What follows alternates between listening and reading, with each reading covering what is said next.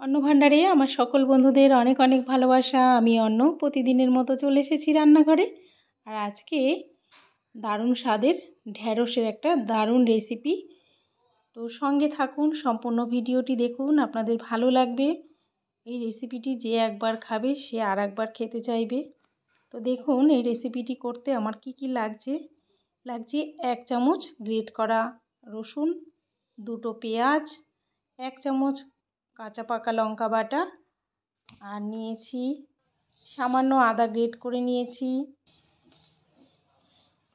আর এখানে 50 গ্রাম ডাল নিয়েছি, মুগ ডাল। আমার এখানে ওই 25 গ্রাম মতো মুগ ডাল হলে হয়ে যাবে। তো আমার একটু মুগ ডালের গুঁড়ো লাগবে, ওই জন্য আমি এখানে 50 গ্রাম মুগ ডাল গুঁড়ো করে নিয়েছি। আপনারা 25 গ্রাম মতো, 500 গ্রাম ঢ্যাঁড়সে 25 গ্রাম মুগ ডাল গুঁড়ো করে নিলেই হবে। তো এখানে আমি ময়দা আর লবণ আর সামান্য একটু হলুদ ছিটিয়ে ঢ্যাঁড়সের সঙ্গে মেখে নিলাম। ওভেনে দিয়ে দিলাম সর্ষের তেল। তবে তেলটা ভালো করে গরম করে নিতে হবে। ভালো করে গরম করে এরপরে দিয়ে দিলাম ঢ্যাঁড়সগুলো। গ্যাসের ফ্লেমটা হাই রেখে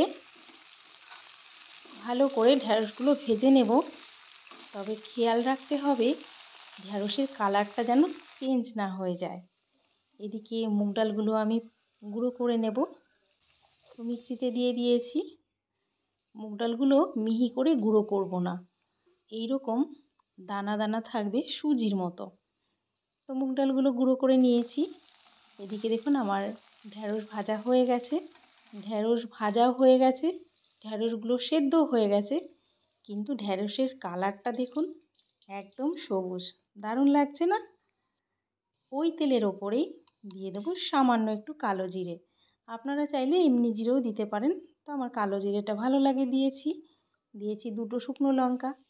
কালো জিরে, শুকনো লঙ্কা সামান্য একটু ভেজে দিয়ে দিলাম কুচনো পেঁয়াজগুলো। কুচনো পেঁয়াজ দিয়ে আবার সামান্য একটু ভেজে দিয়ে দিলাম গ্রেট করা 1 চামচ রসুন।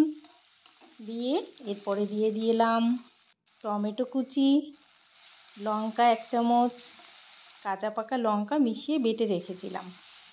তো অন্ন ভাণ্ডারের সমস্ত ভিডিও লিংক সঠিক মাপ সমেত ডেসক্রিপশন বক্সে দেওয়া আছে, আপনারা চাইলে দেখে আসতে পারেন। মশলাটা ভালো করে কষিয়ে দিয়ে দিলাম সামান্য একটু জল। দেখুন ভালো করে মশলাটা আমি কষিয়ে নিয়েছি, মশলার থেকে তেল ছেড়ে দিয়েছে। এই পর্যায়ে দিয়ে দিলাম যে মুগ ডালটা আমি মিক্সিতে গুঁড়ো করে রেখেছি, সেখান থেকে আমি এখানে 4 চামচ মুগ ডাল গুঁড়ো দিয়েছি। দিয়ে এরপরে দিয়ে দিলাম গরম জল, অবশ্য করেই গরম জল। গরম জল দিয়ে এইদিকে আমি পাশের ওভেনে কসুরি মেথিটা একটু রোস্ট করে নিয়েছি। নিয়ে কসুরি মেথি দিয়ে স্বাদ মতো চিনি দিয়ে দিয়ে দিলাম ঢ্যাঁড়স।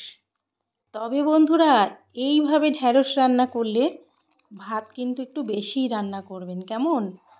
কারণ অপূর্ব হয় এই ঢ্যাঁড়স রান্নাটা। তো দেখুন হয়ে এসছে, দেখে কিন্তু লোভনীয় লাগছে।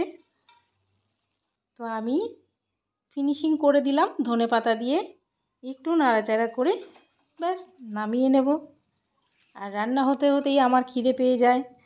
আমি সকালবেলা উঠে পুজো করে সব কাজকর্ম সেরে তারপরে রান্না করি। আর রান্না করেই গরম গরম পরিবেশন করে ফেলি। গরম গরম ভাতে দারুণ খেতে। একবারটি বাড়িতে ট্রাই করুন আর আমাকে কমেন্ট করতে ভুলবেন না কেমন খেলেন। ফিরে আসবো নতুন কোনো ভিডিও নিয়ে। ভালো থাকবেন, কেমন?